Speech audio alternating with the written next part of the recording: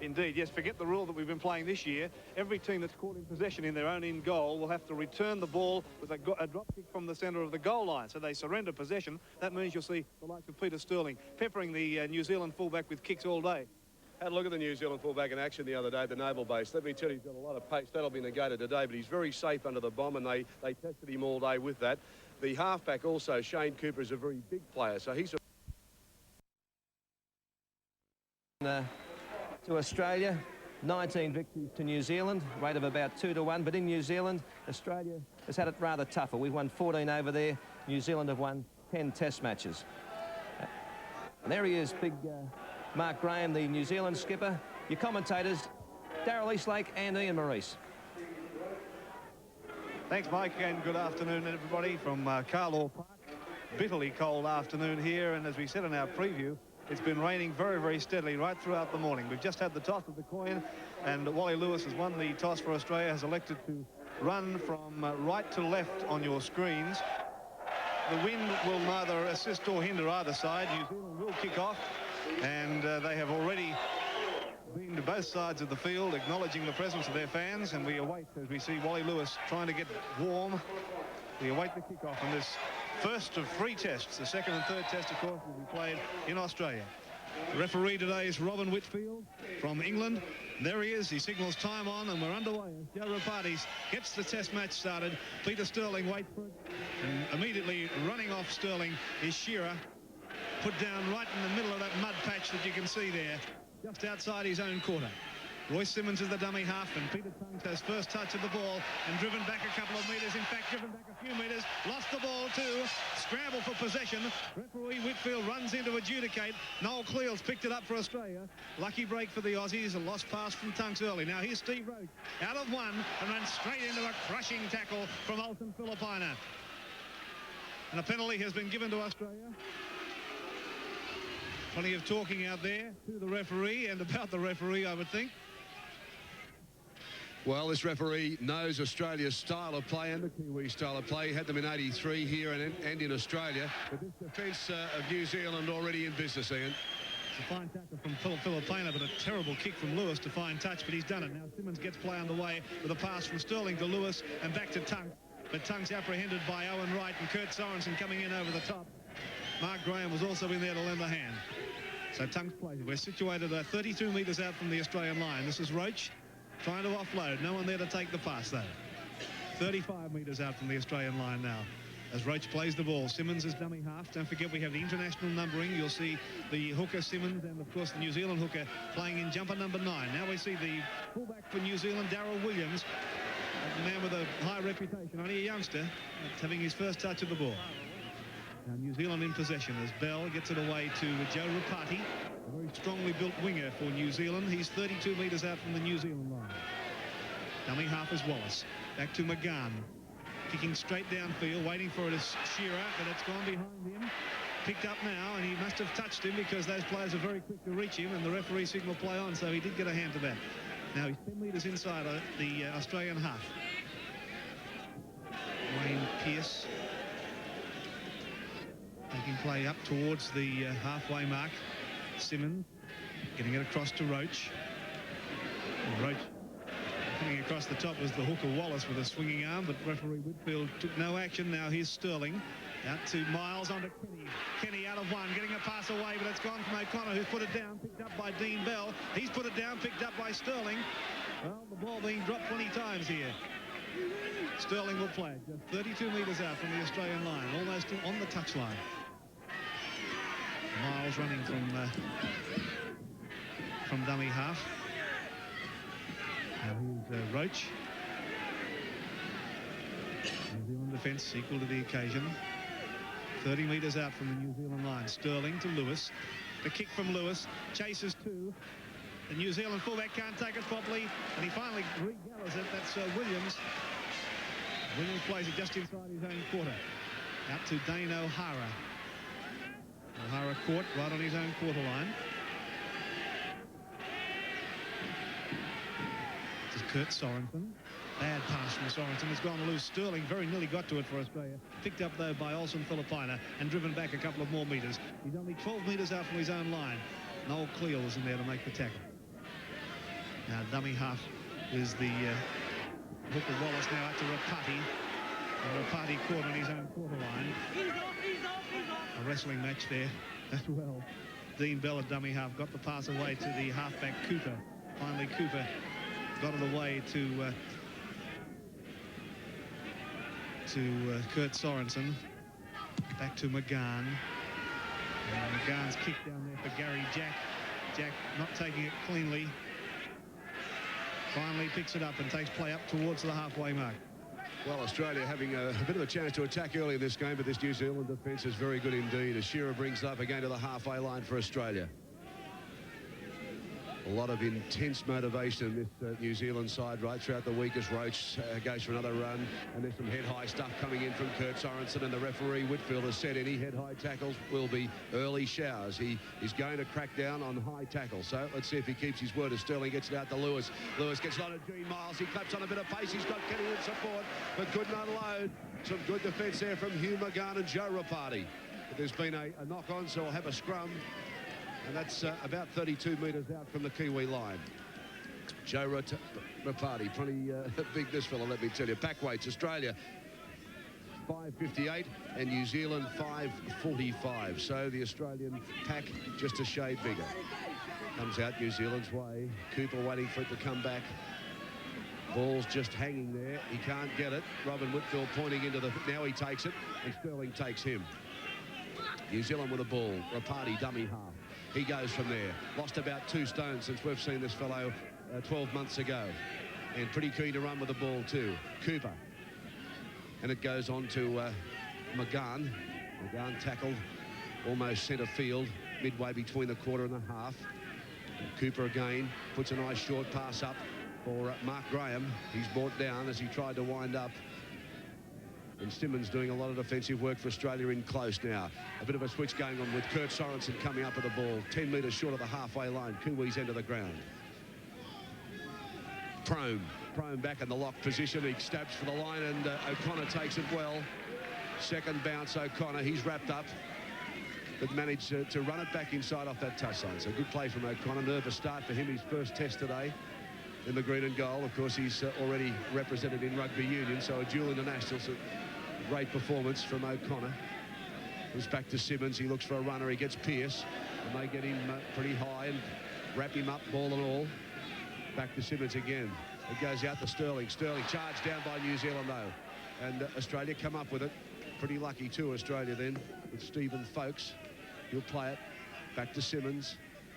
On to Roach. Roach winding up, having plenty of work already, Roach. He was pretty keen this morning over breakfast. He said, I want to have a big one. He's certainly doing that. As Simmons goes for a little strut from dummy half and makes 4 or 5. Valuable play from Simmons. You've seen Simmons do that so often in the interstate matches, making valuable ground from dummy half. Here's Miles. Now there's players outside. Gary Jack gets a good pass to O'Connor. O'Connor comes back inside, gets out through one. And here's Kenny. Kenny heading for the line, and Kenny will score for Australia. Oh, great try from Kenny. Put it down by O'Connor and Jack, though. They set it up, and Kenny finished it off. A beauty. And the Kiwi crowd not happy. Oh, Kenny, red hot this afternoon in cold conditions. Crowd booing, Darryl, because the referee may have impeded one of the New Zealand tacklers coming across in cover defence. You saw the referee hit the deck, and if we get a replay, you'll notice that one of the New Zealand covers was coming across. Well, here it is now, the ball coming along the back line. Sterling got it out to Lewis. Now Lewis puts a nice ball up for Miles. Now here's the bust from Miles. Gets through the defence, puts a lovely ball up for Gary Jack. Quick hands on. Now we can't really see that on a replay as O'Connor has the ball. Now he steps back inside. Now there's the referee there, and there's Kenny. Well, I don't know about that, Ian. I think it was a fair try of my money. I was watching the ball. O'Connor now set. Difficult angle, very heavy football already. This crowd giving him plenty of razz too. There he is, and the boundaries on this Carlaw Park ground. Pretty cold over here, hard to talk at the moment. We'll warm up as the players do. Get set. Ball in the air. No good. It'll go across the face of the goal. So score remains 4-0 Australia over. New Zealand will be back at Carlaw Park in a moment. Right now, Australia is the time to help yourself. So help yourself, Australia, to tomorrow when you try. Australia, there's nothing you can't beat. Help yourself, Australia, to the green and gold. Help yourself to new Formula BP Plus, the only fuel detergent additive for every car on the road and the only fuel-injected additive in both super and unleaded. So for better engine efficiency... Help yourself, Australia, to BP. Tonight. April the 11th, 1933, Bill Lancaster and Southern Cross Miner disappeared into the pre-dawn darkness forever. Channel 9 presents Journey to a Legend, the story of the search for the wreck of Lancaster's Southern Cross Miner. The Queensland Museum, which wants Southern Cross Miner for its collection, is represented by Tom Wixton. A multi-award-winning Brisbane-produced documentary. If they become lost, they know they can't even rely on the assurance of an official search. Journey to a Legend, an acclaimed documentary presentation, 6:30 tonight on 9. Australia leading New Zealand 4-0 at Carlaw Park. Back after the break, in possession Australia as Sterling now gets it out to Lewis. Lewis on to Roach. Roach tried to slip the ball, but Gene Miles just too far away, so decided to take it. Very, very heavy conditions here, but not like the Carlaw Park we used to know. As Pearce gets a good ball out for Gene Miles again. Gene Miles handles it off to Kenny. Kenny almost out of the tackle, about 4 metres out from the line. Australia looking red hot at the moment and throwing everything at the Kiwis. Sterling, long, floating pass, no good though. Lewis has to go back with it. It's cleaned up by Shearer. He loses it. James Lewis has the ball for New Zealand. Well, a lucky escape for New Zealand then. 5G Australia on the attack here, Marisa, looking good. That was a scoring opportunity, but the pass from Sterling went astray. That ball is very, very slippery. The ground is, well, there's mud everywhere.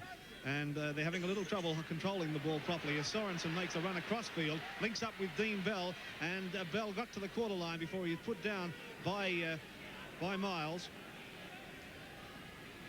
Now Rapati. Just outside the New Zealand quarter. Australia lead by 4 points to 0.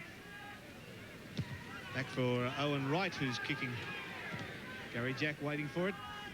Now he has it. Linking up with O'Connor, and O'Connor's having trouble holding that ball too. And in fact, Australia lost a few metres in that play. 10 metres inside their own half. It's out with Wayne Pearce. Thought he saw a gap. It closed pretty quickly though. Kurt Sorensen coming across over the top to take him. Simmons getting it blindside. And Australia in possession just inside their own half. Folks plays it to Lewis. Across to Kenny, knocked on by Kenny. Picked up by New Zealand. Owen Wright was able to pick it up. Play on, said referee Robin Whitfield, and New Zealand in possession, 10 metres inside Australia's half. Blindside now arrayed with the halfback and the hooker working together. That's a pretty hefty tackle coming in from the Australians. One thing I've noticed, Robin Whitfield is keeping a very honest 5 for both sides, and this is allowing at least flowing football. Now here's Gary Prome for New Zealand, 5 metres inside Australia's half. Wallace, the hooker at dummy half, getting it across to Cooper. Running off Cooper was Mark Graham, a wide pass for Lualai, linking up with Dane O'Hara, but pushed into touch. The Australian defence there pretty good. That touch side there, of course, is very close to the fence. There's only a couple of feet in it there. As the scrum goes down 15 metres inside Australia's half. The back weights for Australia 592 and slightly outweighed by New Zealand, just the 4 kilos the difference. Now Australia in possession, 32 metres out from their own line. Wayne Pearce takes the tackle of Cooper. Now Folkes, good gain of about 10 metres by Folkes. Australia lead by 4 points to 0. Simmons getting it across to Sterling, employing the kicking game with the kick down for O'Hara, who's back on his own quarter line when he takes it, being harassed by Tunks, beats Tunks, but can't beat the tackle of Sterling following his kick through. New Zealand 32 metres out from their own line now, and the ball is loose, picked up by Dean Bell for New Zealand. Blindside as Owen Wright charges into Miles. Wallace, the hooker, getting a pass away to Cooper and then to Prome, but Prome is met by Royce Simmons, and in fact the penalty's been given to New Zealand, and it's against, it may have been against Tunks coming in over the top. Simmons went in low and then Tunks came in over the top. That's exactly the sort of play he said he would keep keeping his eyes on as Don Ferner looks on, and Don knew that too. He told the players no high stuff, not under this fellow's rule. Robin Whitfield, the referee from England. Gary Prome who can play pretty well anywhere in the back line, has got a nasty bruise on his face. Yes, Whitfield had the New Zealand-Australia Test matches in '83 and is pretty well respected by both sides. Now here's New Zealand now with the free kick 10 metres inside Australia's half as Wallace, the hooker, preparing to take it, and watching the fullback Darryl Williams, who will probably work his way into the play here as Sorensen comes blindside. Got a pass to Prome, but Prome caught by O'Connor and Cleal. Pictures today coming to you via Television New Zealand as Wallace into the play now, but met very quickly with a solid tackle from Folkes and Peter Tunks. Wallace dummy half to Cooper, and Owen Wright's put it down for New Zealand, trying to kick it ahead, but the referee has zoomed the play on. Well, I thought he knocked it on. Referee didn't think that. Here's Wright now making a good pass out to McGahn, but McGahn has put it down. And this time we'll play the knock on. Well, I thought he knocked it on before. Yes, I did too, but he's trying to play the advantage there, but a bit dicey. But of course, this fellow's interpretations of the ruling we found quite strange to follow last time in '83 when we had him.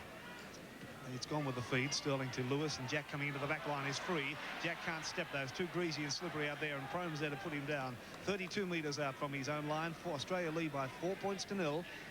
Now it's with Lewis, and looking up with Pearce. Pearce made the half break before getting it away to Kenny. Now it's with Lewis again.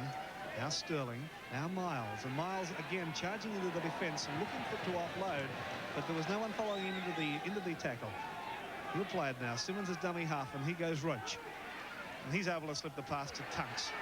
Tunks and Roach have been inseparable on this tour so far. They room together, and they're pretty good mates. Yes, they certainly have. They've called them the green machine over here as Lewis kicks for open spaces. He split both the fullback and the winger O'Hara. It's O'Hara that'll clean it up. Both the front rowers, Tucks and Roach, have been playing or training in green wet weather tracksuits, so they're now known as the green machine. Okay, New Zealand with the ball inside as Rapati winds up. Plenty strong, this fellow. He's a big man. For Australian viewers, you remember John Sattler's legs. Well, Rapati's legs are just as big, if that's possible. Cooper now. Cooper gets it up to Filipina. He's bustled up with Lewis, ball and all, as he tried to slip it and couldn't put it down. We'll wait and see what the ruling is. It'll be a scrum. Little knock on as they patted the ball down. Filipina was devastating here in the third game last year. New Zealand won that test 18-0, and he was man of the match. Right, ball slips out to O'Connor. Off Pearce, who broke very early out of that scrum.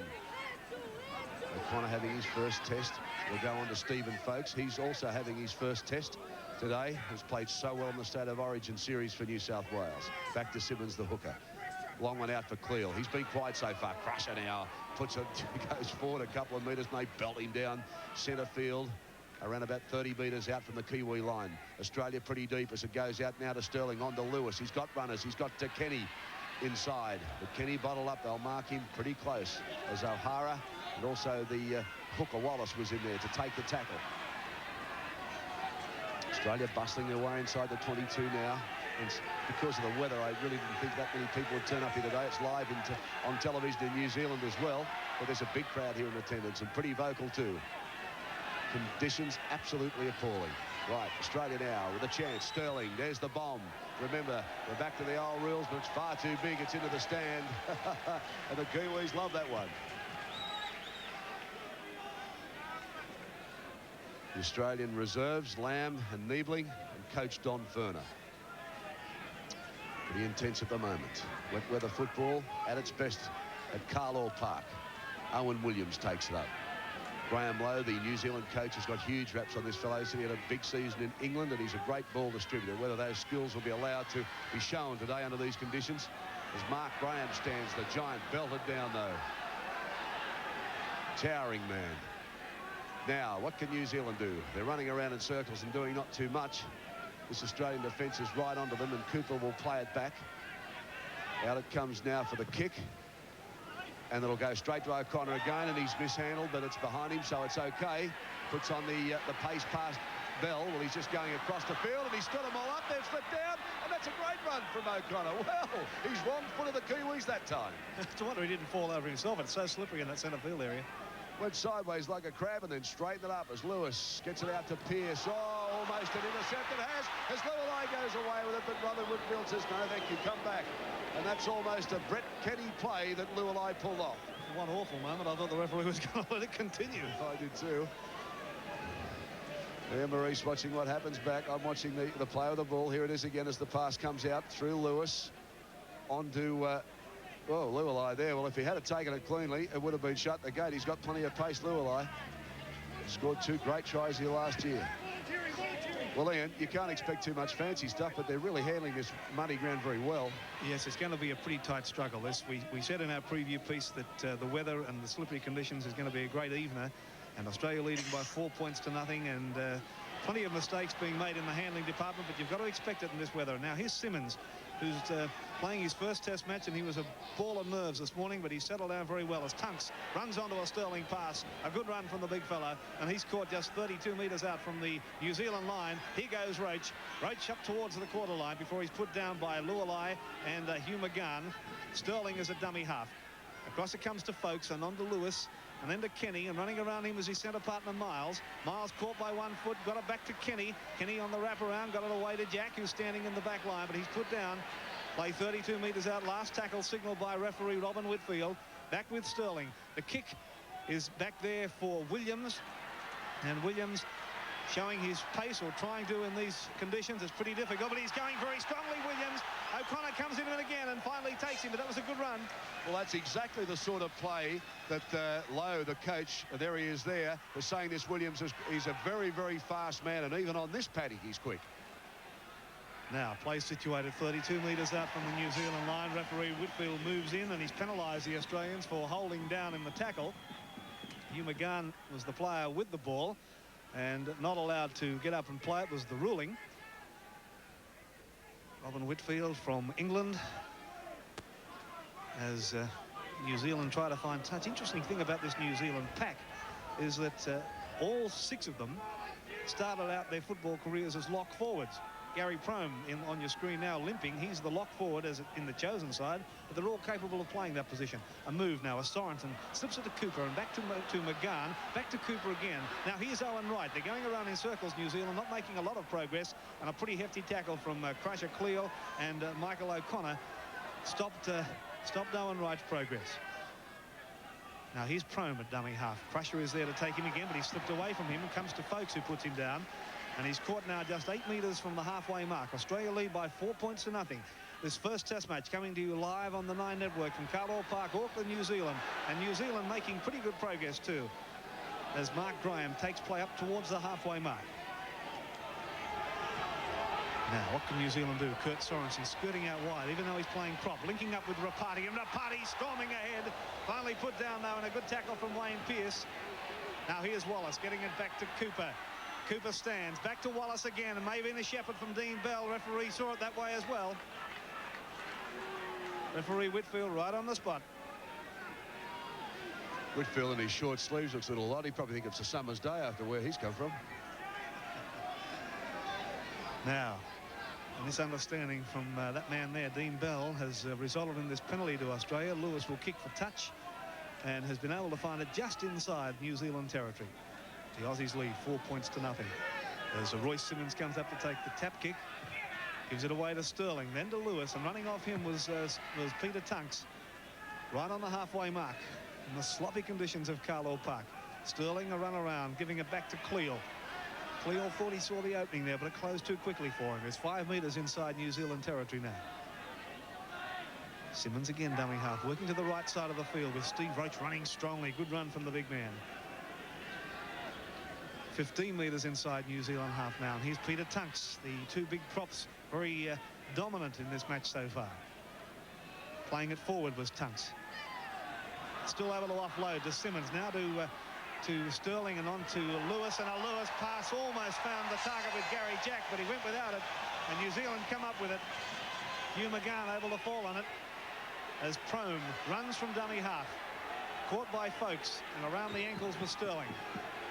New Zealand coach Graham Lowe hasn't had much sleep during the week. He's a bundle of nerves as his side right on the halfway mark now. And Cooper giving it away to Owen Wright, but he's caught as Steve Roach came in to assist Wally Lewis with the tackle. The Aussies lead 4-0. Wallace to Cooper, and then to Olsen Filipaina. That little kick through, he did that a lot last series, and he's able to kick it through. Still alive, that ball, and Filipaina kicking ahead. Here's trouble for Australia as Lualai was chasing it. It's still there, kicked ahead, finally fallen on though by Dane O'Hara, and the referee says we'll start that tackle count again. New Zealand on the attack. Here it comes via Cooper to Filipaina. Filipaina 10 metres out. Now the Australian defence will have to work overtime as Mark Graham plays it, and the penalty's gone to the Kiwis. Interference in the play of the ball, I believe. Yes, Australia tried to rake the ball away, and of course he's penalised him for that. And I think they'd rather give the 2 points than a try than Ian. A try was definitely on. Well, again, we saw it was Olsen Filipaina who started all that, and how our memories are sweet of his performance here last year when he kicked through so often and was able to regather. He certainly nearly regathered and put it through on the toe. And with an ounce of luck, the Kiwis might have been in for their first 4 pointers of the afternoon. Don Furner wouldn't be too happy with his boys at the moment because they've been told that Olsen Filipaina is the danger man, and they're not able to move up on him quickly enough. Given any latitude in a black and white jumper, and he can be dangerous, can't he? He certainly grows about 3 feet taller, doesn't he, and about 2 feet wider, and he has that determination in front of this home crowd, and don't they erupt when they get the ball. It's great stuff here. Filipaina setting himself up, and this is an easy one for him. It should be. It's just a fraction to the right of the upright, and that's the 10-metre mark you can see, and he'll only take a couple of steps back and he'll launch into it. Australia lead 4-0 at the minute, and a step and a half is all Olsen Filipaina will take. Looks at the posts again, deep breath, moves into the kick, and it's a gift. 2 points. New Zealand's on the board. Australia 4, New Zealand 2 at Carlaw Park.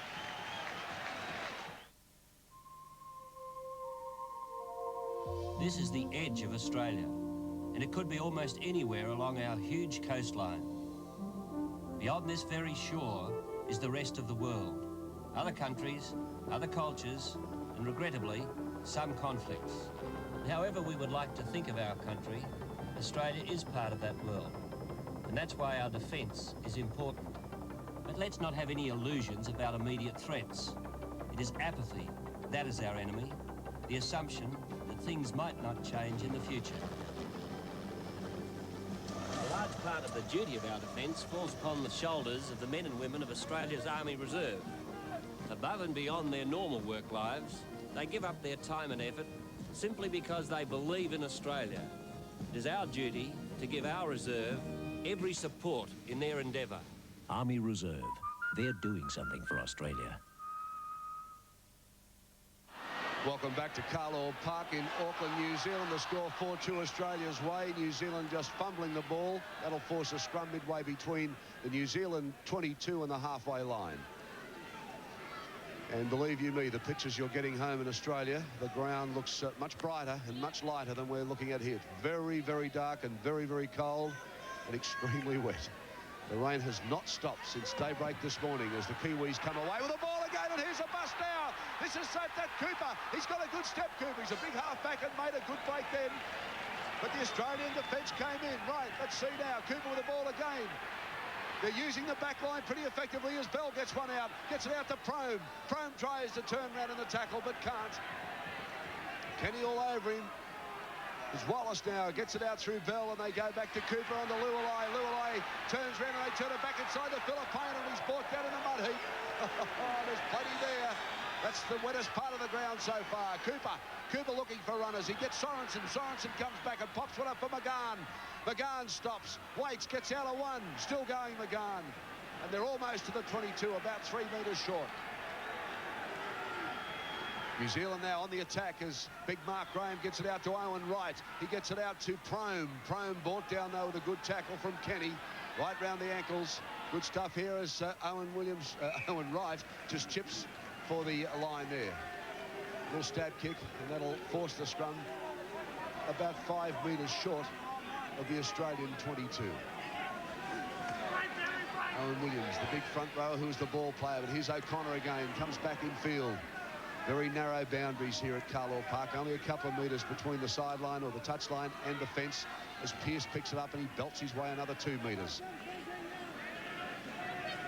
Royce Simmons, and how proud is he to be wearing that green and gold jumper today? And specifically, would we say hello to Penrith back in Sydney? He's the proudest man in Auckland today. Okay, New Zealand with the ball. This is Williams. Got a good step, this Williams, but this time they nullify it. It's the man I was talking about coming through with Pearce to do the tackling. Here's Rapati, head down. Burrows his way into Crusher Cleal. He wraps him up, though. They make another little bust, and this is Wallace. Another of the new caps. And incidentally, in this test side for New Zealand, they have players that are amassed, and here's a break. Will come back as Bell streams downfield, puts the toe to it, the chase is on, but Australia will have it covered through Shearer, falls down on it, the ball is loose and rolls into touch. Well, conditions here slippery, and another close one for Australia. The part there is the ball has gone into touch off Dale Shearer for Australia, so that New Zealand will get the feed, and they should win this scrum, and they're only 11 metres out. Certainly are. Saying experience in this New Zealand side. They have players that have amassed 188 tests. Australia only 58, so a lot of experience. And listen to the roar. Kiwi, Kiwi, they're saying.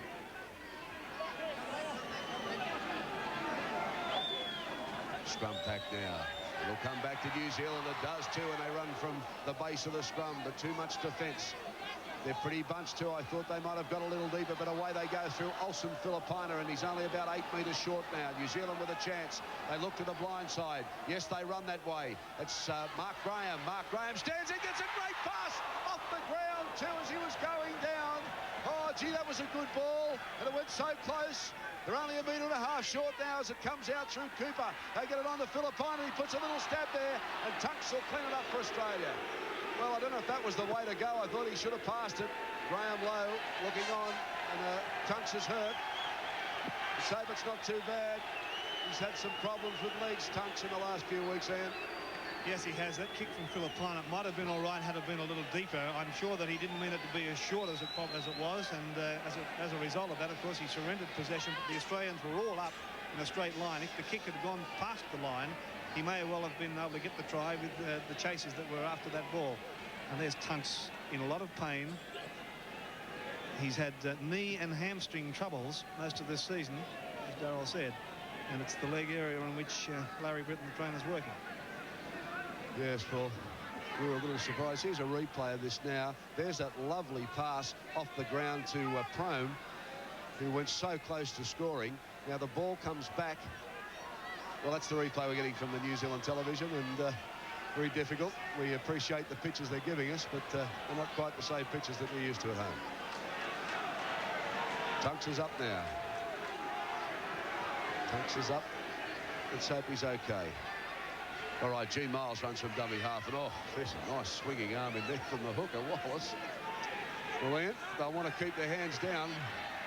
And they'll want to make sure that the Australians tackle the key players, and they're not making those tackles at the minute, and that's why New Zealand has been able to attack so strongly. But now Australia has the football. Royce Simmons in the mud heap on the 22-metre line, getting the pass now back to Lewis. Back for Joe Rapati. Very sure hands, Joe Rapati. Ball is very slippery. And look at Rapati bumping off the Aussies. That's a good run from the Kiwi winger. He's a strong fellow, that Rapati. Wallace getting it across to Cooper. Inside is Kurt Sorensen past Lewis. Turning it back for McGahn, trying to straighten the attack, but the defence is there. Tunks in there to make the tackle. Blindside is the halfback Cooper. And now Owen Wright running off him back to Olsen Filipina. Still going Filipina. No support there with him, though. And then the ball has gone loose and picked up. Who has it? Disputed possession. The Australians have it. Peter Tunks able to dive on that ball. But again, Filipina showing that he is a danger man if he's given half a metre to move. Now Simmons getting the pass back to Pearce. Now here's Sterling. 4 points to 2. Australia lead as the kick is down for the New Zealand fullback Darryl Williams. O'Hara links up with him. O'Hara, the most experienced man as far as test matches are concerned on the field. In fact, 30 tests Dane O'Hara's played. Phenomenal amount. Australia have it as New Zealand couldn't control it. Tunks taking play inside New Zealand's half. Sterling is the dummy half. Long ball for Lewis. Then to Gene Miles, stepping off the right foot, looking for support again as he goes down, but not able to slip the pass. Lewis moves into dummy half. Blindside goes Steve Roach. Good tackle from Mark Graham around the ankles to pull the big man down. Now it's with Sterling. Across to Crusher Cleal. But the defence again is good and vigorous. McGann coming over the top to put Crusher down. Here's Lewis. The kick from Lewis, a grubber kick, and Lewis may well have regathered. He has, in fact. The tackle count restarts as it came off the Kiwi players. Now Miles made another 10 metres. A good 10 metre gain, that one. Play situated 35 metres out from the Australian line as Simmons got it across to Pearce. And the ball is loose as Pearce tried to flick it back. Roach was able to dive on it, though. They lost about 15 metres as Simmons made up 5 by running on his own. Steve Roach, dummy half. And Tunks has gone without it. Loose, picked up by New Zealand. Hugh McGann able to dive on it. The Kiwi crowd roar as their boys dive on it. Now blindside comes prone, but he's put it down and they'll play the knock on. Well, there is obviously a huge amount of Kiwi support here, but there are some Australians in the crowd, Darryl. I did notice a team of Victorians here. Yes, the rugby league is alive in Victoria. The Sunshine St Kilda Rugby League Club have a contingent here. Yeah, good to see, isn't it? All the way from Victoria. Well, they'd be happy in this weather. Icicles coming out of the sky. Very dark. But Australia come up with a scrum. Well, that's Robin Whitfield went down, but play still goes on as Miles gets it out to Gary Jack. Gary Jack makes a split. He's got Kenny onside. Inside, Kenny takes the ball. Oh, and he's just brought down. Still scrambling for the line. Well, we'll wait and see what happens. Robin Whitfield says no, sir. Well, Kenny just crawled, he scrambled and rolled. He did everything he could to try and score that try. He scored it. He's awarded it. Well, he walked away. Robin Whitfield just walked straight back, but he's awarded the try. The Kiwi crowd not happy. Well, Kenny did everything to score that try. Here's the replay. Here's Gary Jack as he makes the bust. Now here's Kenny looming up on the inside. He gets the call. Jack holds the pass up perfectly. Wrong foot's Darryl Williams. Now here's Kenny down. He gets up, falls again, scrambling for the line. Now there's Robin Whitfield. And he just ran back to the 22, so it was a little hard. Well, if he didn't award the try, that'd have been a protest from the Australians because it was a fair try, but certainly Whitfield ran straight away. Now watch it again with us as Kenny slipped out of that tackle. He's down, not held, up, down, and not held, and he certainly was not held as he grounded the ball. That's a fair try. Well, Robin Whitfield getting a bit from this crowd because we're normally used to a referee who stands there and awards the try, but he must have said something to Kenny and it's bolted back to the 22. Yeah, we're used to seeing the Australian referees stand on the spot where the try has been scored, but Whitfield just ran away as if he was going to put down a scrum 10 metres out. That's exactly right. That's the way I read it too. OK, here's O'Connor now. Another difficult angle. Round the corner kick, has a good look at the post. And there it goes. And this time he gets the points too. So Australia now will go on to 10.7, New Zealand 2. Well, the Kiwis will have to come back quickly in these conditions. That's a big lead, Ian. And here's this movement again from another angle for you as Gary Jack. Now, he makes the break here. Here's Kenny coming from the other side. Now, he completely wrong-footed Darryl Williams coming across in cover. Had no option just to sort of stand there and watch Kenny as he crawled, got up, fell over, got up, and went for the line. Yeah, Jack was the big playmaker in that play, wasn't he? He was the one who started it. Certainly was, as Peter Sterling now goes down in the soft and mushy mud of Carlaw Park at Auckland. Crusher Cleal winds up now and belts his way 4 or 5 metres, and this defence all over the top of him having a lot of trouble. In fact, they don't get him now they do. Trying to kick out of the tackle, comes back to Simmons. The Australians very keen to pass and run in these conditions. They're playing with a lot of confidence at the moment. Coming back to the kick now to Lewis. He clears it in the air. It'll come back to Rapati. Rapati stops it or traps it soccer style as he brings it back. But the defence there to meet him. They know that this fellow can really motor once he gets going. Dean Bell at dummy half. Goes on to Cooper. On to McGann. McGann stands and they back slam him down too. Plenty of defence here for the Australians. No love lost between these two sides. Remember that 18-0 drumming. And what about that for a head-on tackle? Oh, Stephen Folkes just lined him up and just took him down. Robin Whitfield's come in. He's having a chance to him. Well, we'll wait for a replay of that. Gee whiz, it looked like a fair head-on tackle to me, and Stephen Folkes, one of the best tacklers in the game, Ian, and one of the cleanest tacklers. Yeah, I thought it was a fair hit, but obviously referee Whitfield wasn't of that opinion. He's had a bit to say, and given a penalty to New Zealand. Yes, he's saying it's high. Well, you know, he was going to rule on high tackles, but I think he might have made a little error in that one. Okay. Ball back for Australia now. Shearer hasn't had too many chances, and they wrap him up, one over the top and one underneath. It's Cooper and McGahn. Roy Simmons, dummy half. They try to get the ball out of his hands. They successfully knock it down. That's about all. It's come loose again, and there's a little bit on here. Folkes is down on the ground, and there's a bit on. The Australians came straight in to protect him. He came right in to protect him then. As I said, Australians out for revenge after that 18-0 drubbing here in the last test, the final of the series last year. Well, he's called time off, and he's called the two captains, Mark Graham and Wally Lewis, in to issue a warning. Perhaps Mr. Whitfield senses that the game is starting to slip out of his control a little, because there's been a few little needling things going on in there. Australia leading 10 points to 2. That's the Aussie contingent you can see there. Well, a penalty out of that scrum has gone to New Zealand, and I sort of get the feeling that was a square-up, that penalty. He's had a fair bit to say to the Australians. They've got to get that out of their minds. Just play football. They're leading this game at the moment 10 points to 2, and that's a commanding lead in conditions like this. But New Zealand now with a chance. And this was the danger time now for the Aussies. Right, the ball with a wraparound through Sorensen, but they're going everywhere. Here's big Mark Graham as he winds up, and they're deep inside the 22, about 14 metres out from the line now.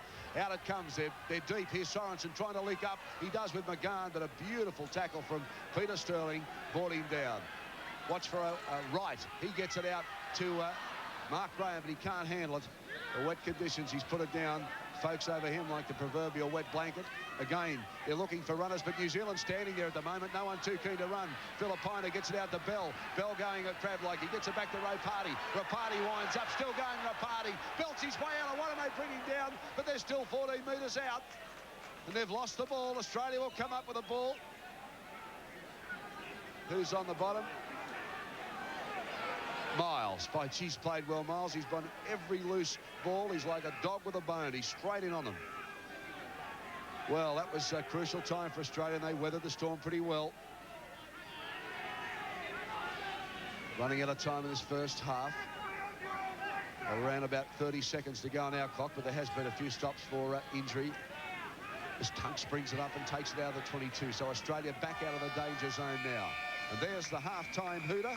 Remind you of the score. Australia leading 10 points to 2 over New Zealand. We'll take a break and then be back in Australia with Mike Gibson.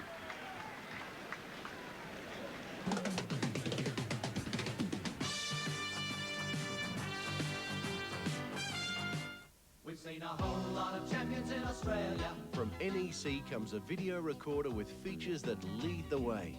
Dual audio heads ensure the highest quality hi-fi stereo sound. 2-speed recording means 8 hours from one 4-hour tape. And NEC's 4 tape heads give you perfect slow motion and freeze. Compare NEC's range at your retailer. Feature for feature, I reckon NEC's miles ahead. Australia's champion in video too.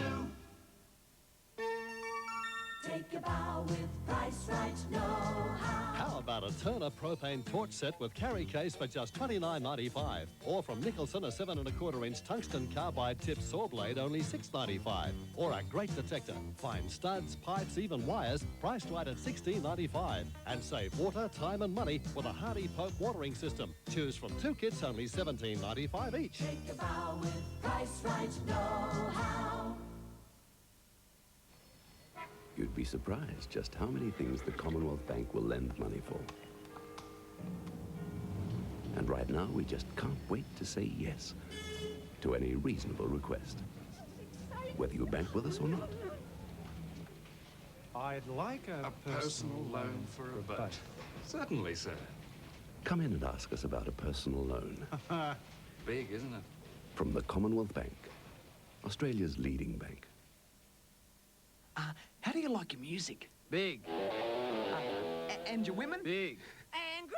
What you doing, boy? Oh, and your potato crisps? Big. Oh, you mean Smith's Bigs, the bigger, thicker, crunchier potato crisp. How would you describe the potato taste? Big. And the crunchiness and freshness? Big. Could you sum them up in one word? Brobdingnagian. What does that mean? Big. Oh, Smith's Bigs, the bigger, thicker, crunchier potato crisp. 9 News, always on the air, always keeping you up to date on issues and items, on people and places, lifestyles of our human races. 9 News, always on the air, finding humor and heartache, smiles and the tears, a world filled with hope, a world filled with fear. 9 News. Welcome back. Half-time over there in Carlaw Park at Auckland, where Australia a handsome lead in the conditions, leading by 10 points to 2 against New Zealand in the first Rugby League test. Big Maxie Walker's with us, and as you know, the telecast going right around the country. Melbourne, Adelaide, cities where the game is Australian rules football. You played ruckman for Melbourne. Maxie, how's it strike you? Well, it strikes me as pretty tough, actually, Gibbo. I think there'll be a cultural revolution around the southern states of Australia, but you've got to appreciate the conditions over there. Whatever the code, whether it be round ball, egg ball, rugby, whatever, are very, very tough, and it's no place for the faint-hearted out there. I can appreciate the skills, and I think most of all the courage. It's amazed me that more blokes haven't got hurt. Yeah, they're tough fellas, and as you say, the skills today with the ball are very much in evidence on these greasy, treacherous conditions at Carlaw Park, and they were never better shown than in the first try. It came after 6 minutes. Australia scored it. Let's have a look. You've seen Simmons do that so often in the interstate matches, making valuable ground from Dunningham. Here's Miles. Now there's players outside. Gary Jack gets a good pass to O'Connor. O'Connor comes back inside, gets out through one, and here's Kenny. Kenny heading for the line, and Kenny will score for Australia. Oh, great try from Kenny. But again, O'Connor and Jack, though, they set it up, and Kenny finished it off. A beauty. That was a gem of rugby league football, and it began from the ruck. Wally Lewis, another beautiful pass out to Big Gene Miles, who found that gap, sliced him down there, and Gary Jack just injected himself into the back line, slipped it to Michael O'Connor, who stepped inside his man, and the man backing up on the outside in the number 4, Brett Kenny as ever, and can't he fly? And over he went for a super Australian try after only 6 minutes. We've seen some great tries in these rep games this year already in the State of Origin games, and now this first one this afternoon at Carlaw Park, which resulted in that man, number 4, Brett Kenny, going over in the corner. The Kiwis, well, they were far from beaten. In fact, they're still far from beaten. It is 10-2 at half-time. Their best move came in about the 23rd minute when Olsen Filipina, who plays so well in these series, booted the ball downfield, and they went very close to getting up and scoring a try. Let's have a look at that. Wallace to Cooper, and then to Olsen Filipina. That little kick through, he did that a lot last series, and he's able to kick it through. Still alive, that ball, and Filipina kicking ahead. Here's trouble for Australia as Lualai was chasing it. It's still there, kicked ahead, finally fallen on, though, by Dane O'Hara. Well, it was emergency alert there for Australia as Olsen Filipina, who's such a clever footballer, was going to try and pick it up, but saw it was too wet. So he kicked it further down the field, a field he knows only too well. That was picked up by James Lualai, who booted it on even further. And for a moment or two there, Australia were looking in all sorts of strife. But we've been playing well, Australia, and no one's been playing better than Brett Kenny, who's in fact scored both our tries. Let's have a look at Australia's second try. It came 5 minutes before the half-time break. But Australia come up with a scrum. Well, that's Robin Whitfield went down, but play still goes on as Miles gets it out to Gary Jack. Gary Jack makes a split. He's got Kenny onside. Inside, Kenny takes the ball. Oh, and he's just brought down. Still scrambling for the line. Well, we'll wait and see what happens. Well, at this stage, he wasn't much in the game. It was 4 points to 2 Australia, and look at Gary Jack go. He was in that first try. He injected himself into the line. A better run even still this time, and he slipped the ball onto Brett Kenny, who just slipped and slid his way over Carlaw Park over about 10 or 15 metres, and that was a nice try. Let's have another look at Gary Jack. He has great games against these New Zealanders. He had some great games over there last year, and turns it back inside to the fastest man, or one of the fastest men certainly on the field, Brett Kenny, who just drags himself over the line. And that was Australia's second try, and under the conditions, the conversion by Michael O'Connor was excellent, a conversion that put Australia in front by 10 points to 2. We'll be back with the second half in just a moment.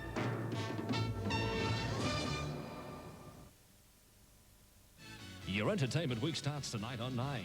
At 8:30, Martin Sheen, Sam Neill and Derek Jacobi star in the enthralling spy thriller Enigma. Tuesday and Wednesday nights, you'll never forget Sybil, the true story of a woman who develops 16 personalities. Sally Field and Joanne Woodward star in Sybil. And then on Friday night, Angela Punch McGregor stars in the true story of a woman's struggle in the outback in We of the Never Never. You'll love the entertainment coming up this week on 9.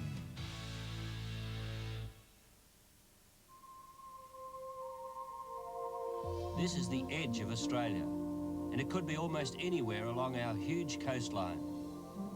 Beyond this very shore is the rest of the world. Other countries, other cultures, and regrettably, some conflicts. However we would like to think of our country, Australia is part of that world, and that's why our defence is important. But let's not have any illusions about immediate threats. It is apathy, that is our enemy, the assumption that things might not change in the future. A large part of the duty of our defence falls upon the shoulders of the men and women of Australia's Army Reserve. Above and beyond their normal work lives, they give up their time and effort simply because they believe in Australia. It is our duty. When a runny nose has you running out of tissues... Park in Auckland, a typical Auckland Sunday afternoon over there. Have a look at the rain coming down. Think we haven't got the best seats in the house back here. And there's the Australian skipper, Wally Lewis, determined to lead his side to a victory in this first test, in which they lead by 10 points to 2. Tough old first half it was too. Australia scoring both the tries, both scored by the genius, Brett Kenny. Doesn't matter whether you're playing 5'8" or centre, he is a class act. And they'll be determined, the Aussies, to keep slipping that ball out because despite the treacherous conditions, the Australian back line has had it all over the Kiwis. The Australian forwards are playing particularly well too.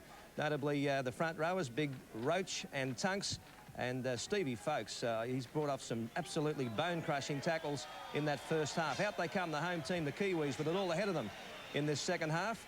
But they know the ground, they know the conditions. They played in those conditions many, many times.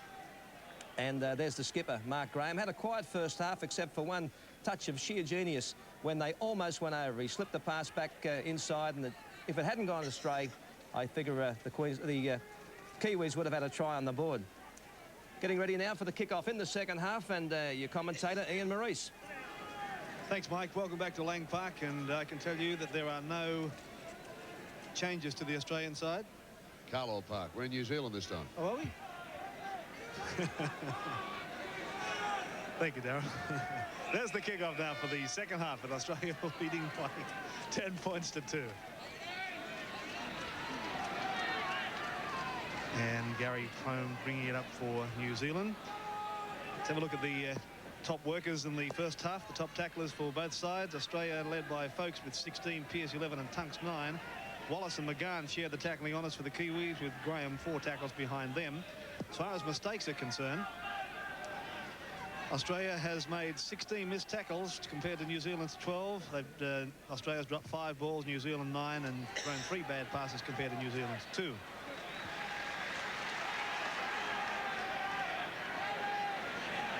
Australia working play up inside New Zealand's half. As we look at the ground made in attack in the first half, Australia averaged a gain of 50 metres per 6 tackles compared to New Zealand's 44. And Australian held the ball for 14 minutes 20 seconds compared to New Zealand's 13:35 in that first half of football. Now they play centre field with Royce Simmons, a dummy half, directing play and taking it up into the mud heap, which is about 30 metres out from the New Zealand line. And here's Sterling. Kiwis playing in a fresh set of jerseys for the second half. Down with Dane O'Hara now, picking up that kick and desperately trying to get out of the in-goal area because we're playing under the old rule, which is still the current international rule. If you're caught in possession in your own in-goal, you must restart with a goal line dropout. Oh, this heavy tackling now from the Australians. Tunks and Cleal. That's some good work. Kurt Sorensen, about 8 metres out from his own line. The rain hasn't stopped for the second half. The wind has sprung up a little. It's behind Australia, if anything, in the second half. It's certainly no warmer, I can assure you. New Zealand have it now. It's back with McGahn, charged down, though, and picked up by by the New Zealand second rower and captain Mark Graham. McGann getting a pass away to Philip Piner.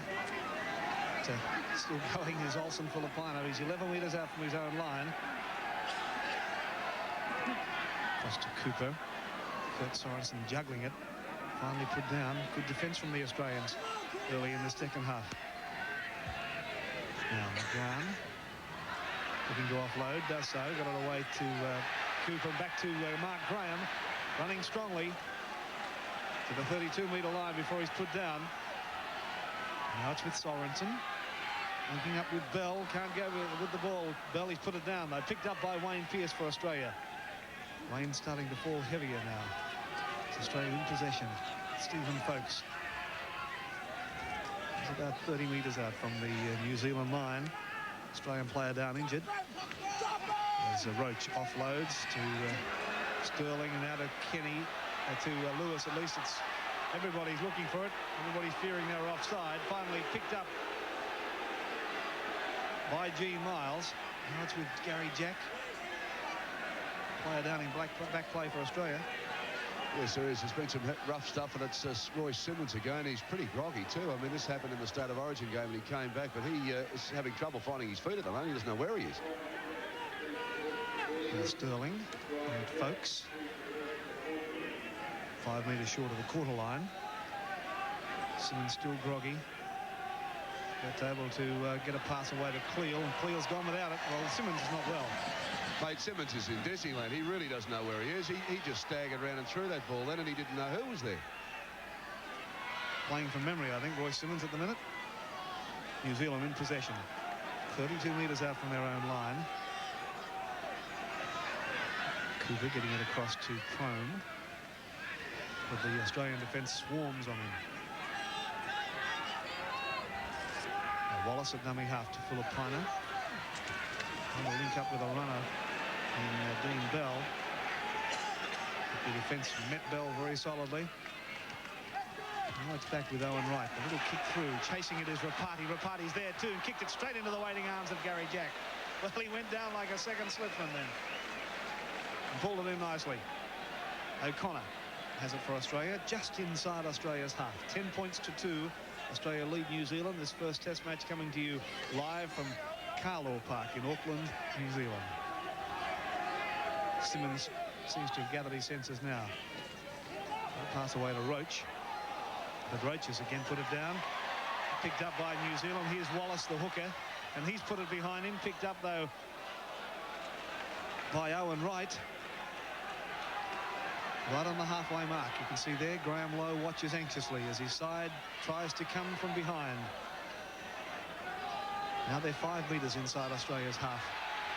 Well, at Darrell, it's colder and the rain is heavier. Yes, I think one of the bright moves, though, has been putting this side into fresh jumpers. I mean, this wind is coming really off the ice pack. It's so cold, and the Australians must be feeling it with those heavy, wet jumpers on. The referee there has said play on. Australia has the football, and of course New Zealand coming out in fresh jumpers has got to make them feel a little bit more comfortable in these conditions. And they're trailing. It's a big lead in wet weather, 10-2. Australia with the ball, and they've looked a lot more confident. Royce Simmons at dummy half, but he's shown some character in the last State of Origin game, and then of course to be knocked here, he really didn't know where he was 4 or 5 minutes ago. But he seems to work himself out of that, and he comes back to dummy half. Right, he gets it on to Lewis. Lewis tries to step inside. He gets it back to Pearce. But Pearce is belted down. They wait for him off the fringe of the ruck and take him down. Simmons out to Sterling. Sterling puts it in the air. And it goes back for Rapati. Now, this fellow's really wound up in the first half the times that he's had the ball. But this time they mark him pretty well. O'Connor tackling. Also with the help of Gene Miles. Miles has had a huge game so far. He's been in everything. Williams is pretty involved as a fullback. He's also played wing and centre. He prefers to play fullback. And it's a shame we didn't see him on a dry track, because they tell me he's so fast. We saw a glimpse of it in the first half. Now as it goes along the back line, McGann trying to unload it. He gets it to Dean Bell. Bell loses the ball, though.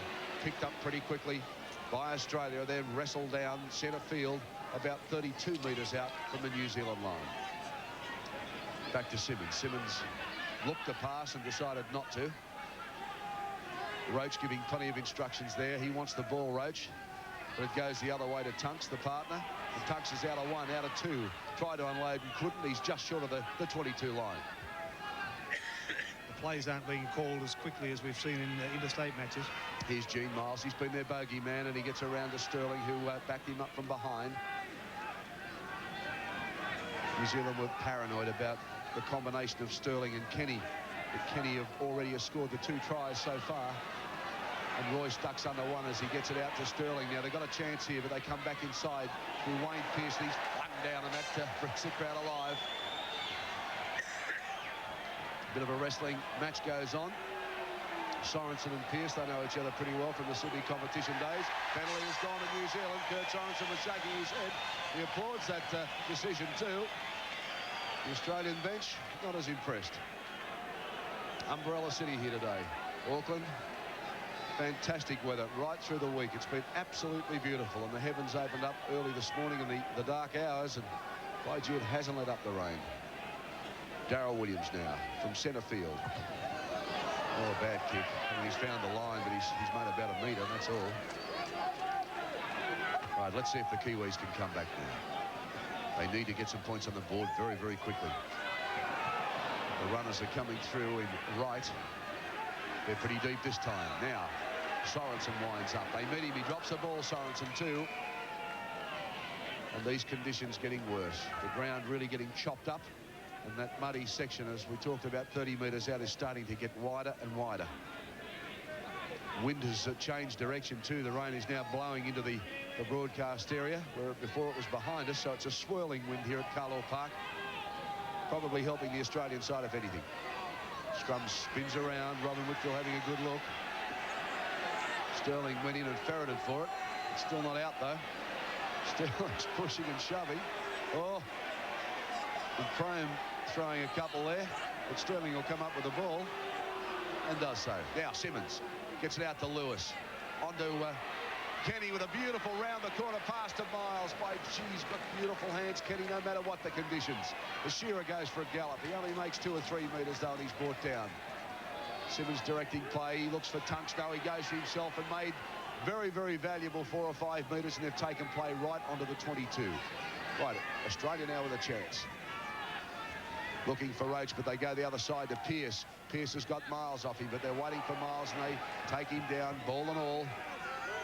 It'll come back to Pearce at dummy half. Pearce runs from there. He thought he saw a gap, but nothing doing there. Last tackle. Watch for the kick. In these conditions, it'll be a raffle. There it is from Lewis. Puts it up. Not a bad kick either. Up they go for it. Loose ball. And New Zealand through Sorensen. No, but the ball loose again. And Gary Jack has come up with it, is it? Gary Jack, yes. William Maurice, another good tactic, because they've still got a chance to attack now. Tackle count restarted, of course, as Roach takes play up to the 10-metre mark, and this is a perfect position for Australia now. 10 metres out. They've only used up 1 tackle. Peter Sterling calling for it from Simmons. Sterling has it now. Running off him was Lewis. Lewis steps. The pass back inside, but it's gone astray. Picked up by Tunks. And Tunks making good ground. Takes play up only about 8 metres out from the Kiwi line. Now, there's a play on as Simmons gets it away to Sterling. The kick through, that was the play. There's Shearer chasing it, and Shearer almost getting a hand to it. In fact, that is a try. That is a try. Well, Huey Magana's blown up, and I tell you what, this referee has got to stand there and award a try. He just says, right, that's it, and runs back to the 22 again. Well, he's run back all right, and he's awarded the try. Well, Shearer was racing for the ball. I must say that I didn't think that he was getting there first, but the referee saw it another way. Let's have another look. I'm not sure that we'll be able to tell you any more clearly after this, but there was the grubber kick from Sterling. It's over there somewhere, boys. And there's O'Hara. Yes, well, Shearer did get underneath O'Hara's foot. In fact, may well have got a hand to it. And referee Whitfield had no hesitation. Well, he might have had any hesitation awarding it, but he's got to stand on the mark and let it go. There it is. It slips out. Now, he says there he's awarded the try, but you don't really know that until you get used to this guy's signals, because he runs straight back to the 22, and here's the kick. And it's about 13 metres in from touch. O'Connor in his first test match. Australia already lead 14-2. Kicks it beautifully, sweetly, right over the black dot. It's Australia now 16, New Zealand 2 here at Carlaw Park.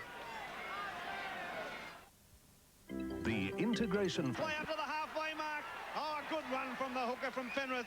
He's made about 35 metres in that good run from the dummy half position. Shearer now moved into that spot, got it away to Sterling, and Sterling kicking downfield, and it's being chased by Joe Rapati, but Australia 16-2 thanks to that controversial try by Dale Shearer, playing in his first test match for his country. Now New Zealand have to really get points on the board quickly.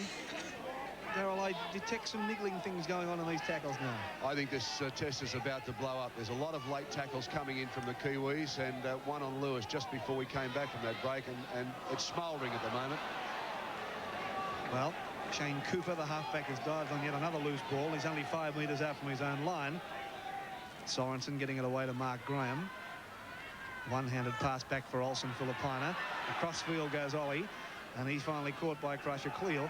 12 metres out from the New Zealand line.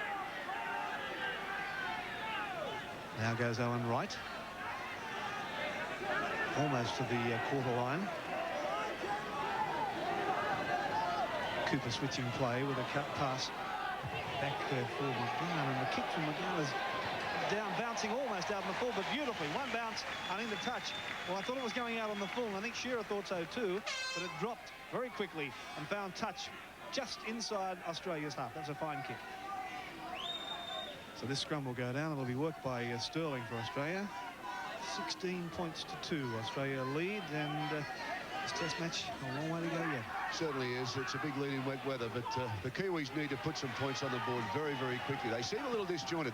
They started this game with some fine defence, bustling defence, but they seem to have hung off the players, and they're letting them run a little bit, and they're going to get back into the game. That's what I mean. They've got to take the Australians down. As Gary Jack brings it back, he gets it on to Simmons, and Simmons has had a huge game for his first test. Very groggy, well, maybe 20 minutes ago, but he seems to fight his way out of these things, and he's shown a lot of character. Now they've worked play around about 14 metres into the New Zealand half now, Australia. A lot of control with the ball. Tunks ducking and weaving under the high tackles, trying to unload, but thought better of it. Australia going to come out on the open side, although Sterling's now gone to the blind side. We'll see what happens. We've got two great distributors in Sterling and Lewis now, one each side of the ruck, and they've lost the ball straight away. Well, that's not good play, but understandable in these conditions. Ball like a piece of soap out there. Right, New Zealand now. What can they do with it? Sorensen goes for a dance. Bustling run, goes for the touchline, but too much defence. And Peter Tunks is hobbling on that knee again, I'm afraid to tell you folks, and they're calling for a replacement. Tunks will be off in a minute. Yes, certainly he's off, and that he's shown a lot of courage to stay there, actually, as the ball is knocked down by Lewis. Picked up by McGahn in the mud heap. It's towed through by Australia, and the penalty has gone to New Zealand. Robin Whitfield had no hesitation in awarding a penalty. And Tunks has asked the Australian coach just to give him a few more minutes, hoping to get some feeling back. Well, there's a tackle. He's just pulled off. The player ran straight into him. But I don't think he'll... although he's starting to free up a little bit, so let's hope he can stay on the ground. Right, New Zealand now. Prone, trying to probe a little bit, but can't. This defence of Australia, they're tackling in gangs, and they're going ball and all. They're not making any mistakes, letting these Kiwis unload. Centre field now. Another penalty to New Zealand this time. A little short arm went in, and he's having a little bit to say. Again to Stephen Folkes, is it? Well, I don't think I've seen Folkes caution more than twice in his whole career. Niebling has come on for Australia. Brian Niebling has come on, and Peter Tunks has left the field. Bad luck for Tunks. He's had a strong game. The Queenslander coming on, Brian Niebling. He'll be fresh and a big asset to Australia now. He's a rugged defender. Okay, now New Zealand have taken play down to the 22. Can they get some points on the board as it goes through Cooper?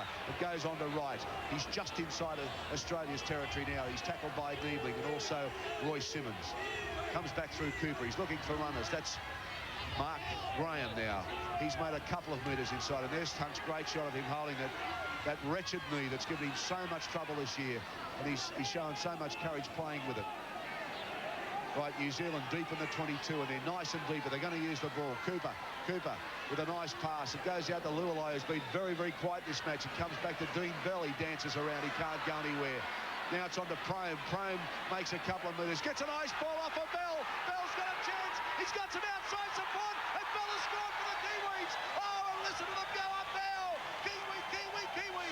They're in for their first try. The man who plays for Eastern Suburbs in Sydney, Bell, has gone over for the Kiwis. The break made from Gary Prone. Well, that's the one they needed. Graham Lowe shows no emotion through a game of football at all. Well, here's the replay now. Now, James Lualai stood in that tackle. He got it back to Bell, so he figured twice in this movement, which is a great bit of play. It then went on to Prome. Now, Prome stood up the Australian defence. He was wrapped up there by Niebling, but he managed to get the ball to Bell, and he had plenty of support. Roy Simmons couldn't catch him. Gary Jack went after him, and O'Connor got him, but it was too late. A Kiwi try. Yeah, it was all Bell, wasn't it? Figured twice, started it, got the pass away, got up quickly, and finished off the movement with a great try, and that was a very good New Zealand effort. He looked to be out of the play when he was figured in it earlier, but there he is there. Now watch how quickly he gets up. He's tackled with it here, got it away, but very quickly got it from that tackle to back up. Good work. Not sure why that replay stopped, but still, there it is. Olsen Filipina now, 16-6. Very vital kick. Every point needed in conditions like this. He doesn't go back more than 2 paces. He's got it in the air. He's got the 2 points. It's now 16 points to 8. Australia leading New Zealand. We'll be back in a moment at Carlaw Park, New Zealand. But the Kiwis will have been given a lot of heart from that excellent try from Dean Bell. They're situated in their own quarter at the minute as the fullback Williams sends a long towering punt to Gary Jack, who's been very, very safe today, Jack. And but they're well caught by Owen Wright. Just 12 metres inside Australia's half as O'Connor moves in to assist. Takes the tackle while Australia reorganise themselves. Now here's Simmons again. But they're a little disorganised, the Australians, at the moment. Now the left side goes Sterling, and the cutout pass for Gene Miles. Miles to the halfway mark, links up with O'Connor. And O'Connor will play it just inside the New Zealand half. Here's Sterling. Pearce juggling it, losing it. Picked up by Cooper for New Zealand. Prome goes to dummy half. And here's Olsen. Olsen Filipina turning it back inside for the fullback Williams, who went without it. Sterling was able to pick it up. And now Folkes runs from dummy half and made about 5 metres before he's pulled down. He's about 5 metres inside the New Zealand half now. And Steve Roach running onto the Roy Simmons pass. Made another 5-metre gain. Australia working themselves up into a very good attacking position, but that ball is like a bit of soap. It really is. Niebling running into the Kiwi defence, but Owen Wright and Mark Graham there to hold him. Simmons again, dummy half, switches play this time with a pass to Cleal. And Cleal right in centre field, about 35 metres out now. Here's Sterling and Pearce again. Oh, and a crunching tackle on Sterling from Hugh McGahn. It was around the chest. It was fair, but it was hard. And now here's Sterling again kicking for touch. And the ball skidding across the turf. Williams has it. He'll need to get out of there pretty quickly and bundled into touch. Well, he didn't have anywhere to go. Kenny was very quick down there on him. And Williams into touch just about 5 or 6 metres from his own line. So a vital scrum as Don Furner with the injured Peter Tunce alongside him. A replacement for Australia is Terry Lamb. No sign of him warming up at this stage. Work by Sterling. It'll be an Australian ball. Sterling may have been beaten to the ball, the scrum base, was he? No, he got it. Gary Prome disputing possession, but Sterling was there, and the penalty's gone. Well, the referee must have awarded that ball to New Zealand, and Sterling just wouldn't give it up. So the penalty as a result of that has gone to New Zealand. There's no doubt that Roy Simmons won the scrum because the ball came out the tunnel cleanly, but Sterling was just beaten to it. Prome able to dive on it very quickly. That's 7 straight penalties New Zealand have got now off Robin Whitfield. Well, that's the sort of momentum they'll need, because they're trailing by the 8 points at this stage. 16-8 Australia lead as Sorensen takes it. And a one-handed pass to Filipina, onto Lualai, onto O'Hara. O'Hara caught by Shearer right on the halfway mark. They crash to the deck. Now here's Cooper. Running off him is McGahn. And he's just inside the Australian territory now. Cooper again. Wallace. Slips the pass for Bell. Back to Olsen. Filipina. Filipina saw a gap and stands and able to offload to Wallace. Running across field. Can't link up with Rapati, though. That's what he was trying to do. And finally put down, but he's about 15 metres inside the Australian half. Here's Cooper. Across to Graham. Juggles at Graham. Slips the pass beautifully to McGann. McGann can't offload, though. Last tackle signal for New Zealand. As Cooper goes to dummy half, putting the ball in the air. Plenty of chasers. Up they go for it, and Gary Jack does it magnificently. Beautiful take from Gary Jack. That ball's very slippery. That's hard enough as it is, but that New Zealand defence following through. He did very, very well. As Roy Simmons now made another 5 metres, played it to Jack, and Jack, creeping across field, was able to pick up another 3-metre gain. 32 metres out from the Australian line. 16 points to 8, Australia lead, and we have about 15 minutes of play, Darren. Gary Jack magnificent under these conditions. By gee, fancy taking the ball like that. This defence coming through as Lewis belts it down the field deep into the 22. Picked up by Darryl Williams. Brings it back, good step. They wrap him up, but he still manages to stand. Now they take him down. He's only a few metres short of the 22, so that's a good run from the fullback. James Lualai been very, very quiet this match. Hasn't had many opportunities at all as he takes play just outside the 22. Wallace at dummy half gets it on to Cooper, then on to Kurt Sorensen. He brings it in hard. Scoreline at the moment, 16 points to 8. Australia leading New Zealand. New Zealand with the ball with Wright. Turning, swiveling, unloads it, but they lose ground. They've been better to die with the ball that time. The Australian defence really on with a big drive. They come through, but New Zealand now starting to use the ball a little bit better than they have been. They're trying to get their men lined out as it goes back for the kick onto Williams. He belts it down. Be taken by Shearer. The Kiwis ring him. He decides to run it, and only goes a metre and brought down. Right. Australia still coming back on side now. Shearer using as much time. He got hurt then. Using a bit of time now to get it to Kenny. Run around movement with Lewis. Kenny slips. And conditions here unbelievable. And I mentioned before, the pictures you're getting home are far brighter and lighter than what we're actually seeing here live at Carlaw Park. It's very dark, very wet, and very cold. Dale Shearer calling for attention from the trainer Larry Britton. He's hurt that groin. Yes, his hip has been a problem too, as Australia now take it through Pearce, then on to Miles. Miles has been strong. He's looked for work right throughout the day at dummy half, coming in also to defend. To Sterling now. Sterling stabs for the line and finds it too. Now it's waved back on the full. O'Hara got his hand to that. And they're arguing too. Well, if O'Hara got his hand to it, there should be a scrum from where it went out. Now, that's a strange ruling. Well, he definitely got his hand to it. Well, if that's the case, there should be a scrum another 20 or 30 metres downfield. He certainly touched O'Hara and let it go. So Robin Whitfield's decisions here this afternoon, some of them very questionable. Right, Olsen, Filipina. The fullback, Williams, is up in the play at the moment. As we come through, and centre play, centre field, Cooper coming back with Prome.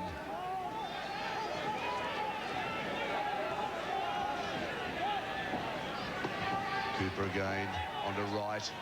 That's a looping pass, but Lewis dives on it for Australia. And there was a little knock forward there too, and Robin Whitfield didn't miss that one, so the scrum will pack just near the 22. Terry Lamb has come to the sideline, and you'll find that Shearer will be replaced any moment as Lamb is running on now. Shearer's been playing with a damaged hip and a torn groin since last Tuesday night's Origin. That's been in the wars, but he's played well and scored a try in his first test match. He'll be pretty happy with that. He's Prome. Puts it back for Cooper on to Filipina. Well, the referee's going to have to watch his touch judges, because the touch judge ran on with Lamb halfway across the field and the scrum continued, so Lamb's not on yet. Yes, he's not having the best of matches. Williams again playing the ball there. He's coming in from everywhere, this Williams. He's really trying to get this side to spark. Now they've got a bit of a movement going on.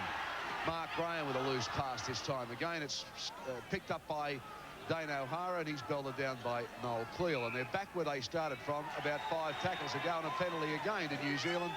Well, they're getting plenty of possession, the Kiwis. They can't complain. He's saying that Crusher had a go at him when he went up to play the ball. That's their 8th straight penalty, as we have the touch judge now coming in with Terry Lamb. Robin Whitfield is still ignored him. Now the other touchline is giving some, well, it's all happening here. There's referees and touch judges running everywhere. Terry Lamb's on, that's the main thing. We're back to the football.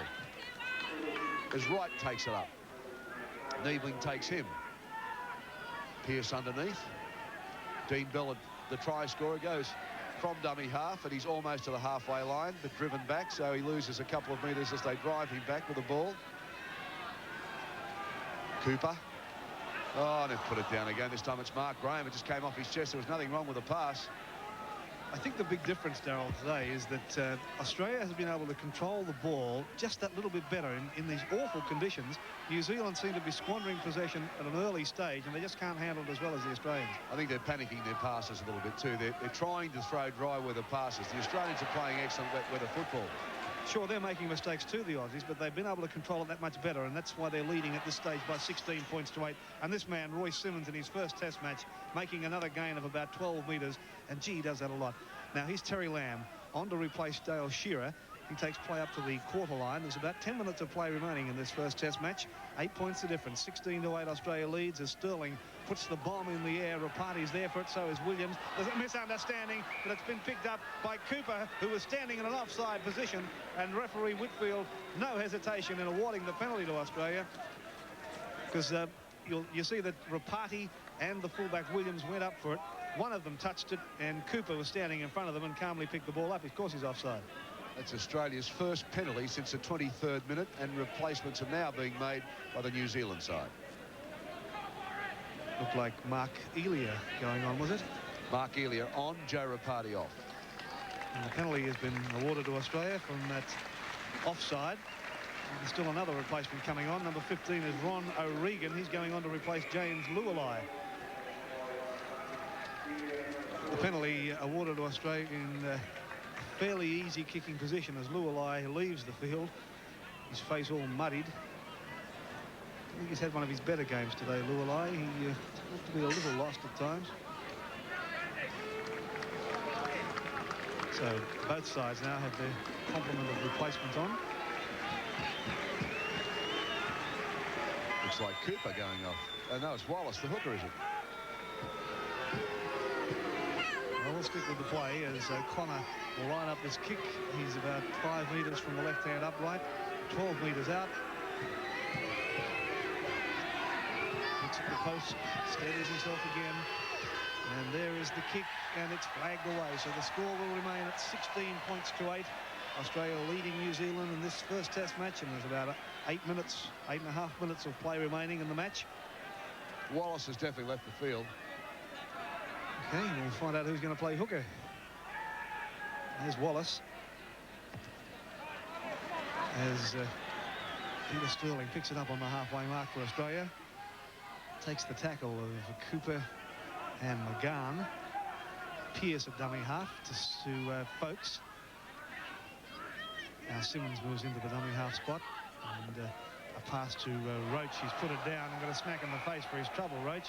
Regan came up and just said, "Thank you very much, you're mine."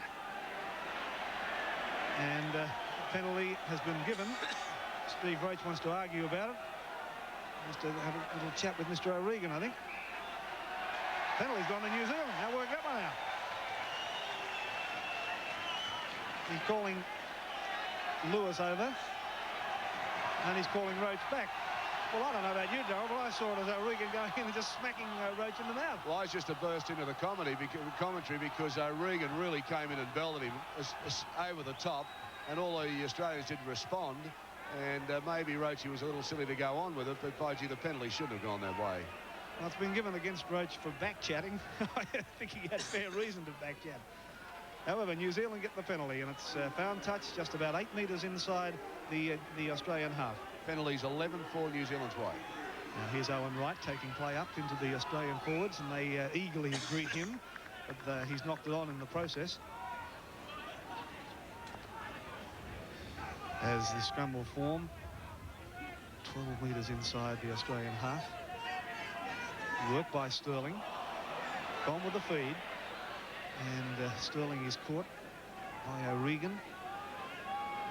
Pearce a dummy half to Folkes. Minutes ticking by with Australia leading by 16 points to 8. Simmons dives on the loose ball. For Australia, he's still 12 metres inside his own half. Cleal, a dummy half, runs from that position. A gain of 5 metres before he's caught and held. He's only about 5 metres short of the halfway mark now. Simmons again a dummy half. It's got across to Lewis. And Lewis's kick is down there for O'Hara, over his head and bouncing end on end and into touch. Well, how often do we see that at Lang Park? Now we're seeing it at Carlaw Park with the Lewis finding touch only about 12 metres out from the New Zealand line. 16 points to 8. Australia lead with about 5.5 minutes of play remaining. Scrum the pack now inside the 22. New Zealand to feed through Cooper. Scrum twisting around, comes out, Australia's chance, but no, he's awarded again. New Zealand the ball with Australia kicking at the ball.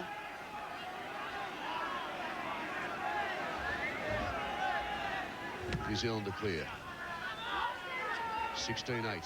Dower struggle this one. Fallen away a little bit in the second half because of the conditions, but both sides, believe you me, are really trying hard. And there's Sorensen showing you just what I mean as he charges into the defence of Australia. Prome a dummy half. Goes out through Cooper. It's onto O'Regan. And this fellow's meant business from the moment he came on the field. Back for the kick to Cooper. No, he decides not to kick and takes the ball up another couple of metres. They're right in the mud heap. They need to get out of there onto some solid ground if there's any to be found.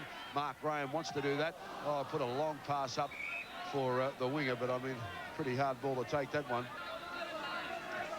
And he's had a good game too, Dane O'Hara. 30 tests we've mentioned that he's played. He's the most capped player on the field. And I mentioned once before that the New Zealanders have had 188 test experience between them. Australia 58. Right, now the ball loose. Kicked on the first tackle. And here's a break coming up now with the other replacement, Mark Ilya. Big striding fellow. O'Regan, the second replacement with the ball. So both replacements getting involved in this section of play now. Goes back to Cooper. Well, I thought Rapati had left the field, but he's back. Maybe he just went and got some attention. He's back at the moment, Rapati. We'll sort that out as we go along.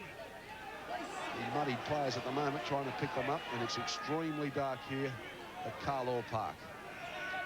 As the minutes tick away, Australia with a commanding lead.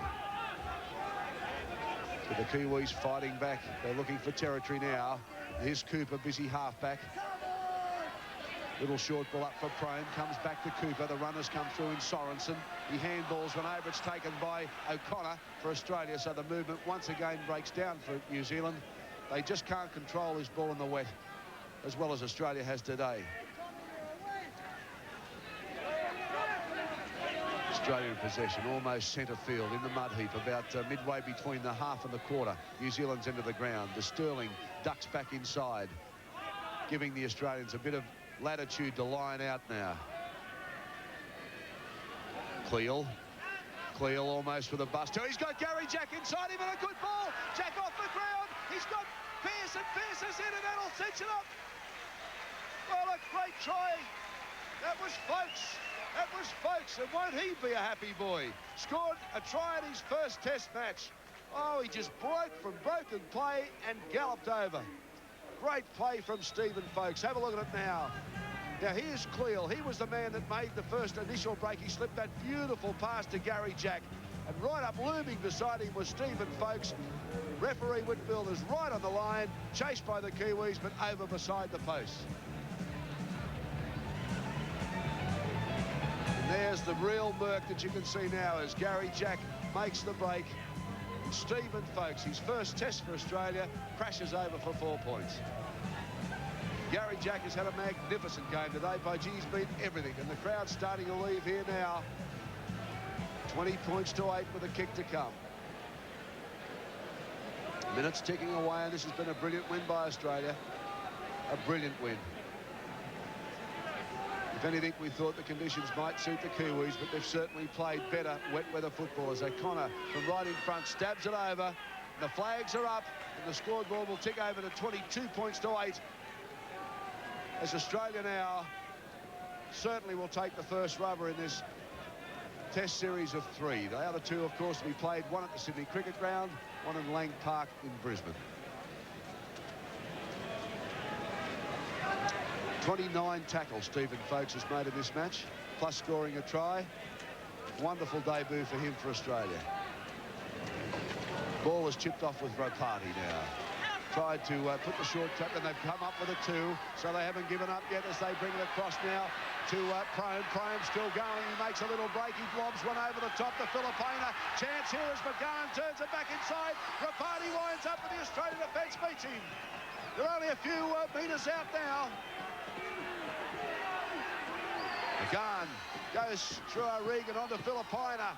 Belts his way. They're 10 metres out. Big chance for New Zealand then, but the Australian defence right to the task here today. Cooper gets it on to O'Regan now. He's centre field, and the Kiwis line very deep on the blind side. We'll see what happens, which way they go. They come that way through Mark Graham. There's a long floating pass out for Ropati. Not a good ball. He had to lean forward to take it. And there's the full-time header as Cooper puts it up in the air. Kiwis pouring through, but it's loose. We'll see what happens here. It's loose. Ball being jungled away, and Robin Whitfield says that's it. We'll call it a day. And Australia have convincingly won the first Test here at Carlaw Park, 22 points to 8 in a very, very torrid encounter in conditions that are absolutely unbelievable. And the Australians going off the field there, muddied, bloodied in battle, but by gee, what a great performance they've put in. Let's have a look at the final score again. Australia 22, New Zealand 8. Carlaw Park in a quagmire. The next 2 tests to be played in Australia. After the break, it's back to Mike Gibson in the studio.